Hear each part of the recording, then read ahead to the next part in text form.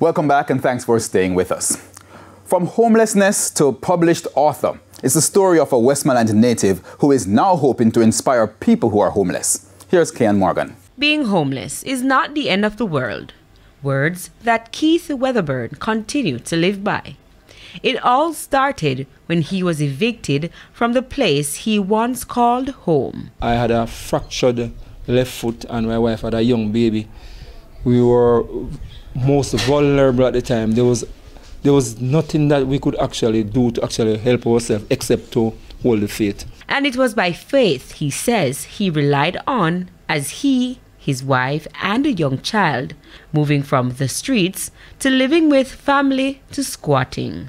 Mr. Weatherburn recalls the psychological impact. Even though physically it was challenging, mentally it took a little toll on us. But more importantly, we realized that in order to make a difference, that we had to make that difference. And Sanja and I could either stand up and think positively about the situation, overcome it, or give in to it. Because a lot of persons have done that, give in to it, but we decided not to give in. That mindset paid off. Fast forward to the present, and Mr. Weatherburn runs an organic farm in Westmoreland and a transport service.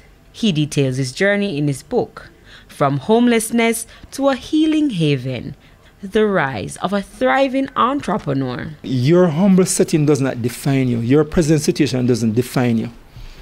It's the way you analyze it, is your mindset. That's what defines you. Everybody have a story, and a lot of persons are not telling their story.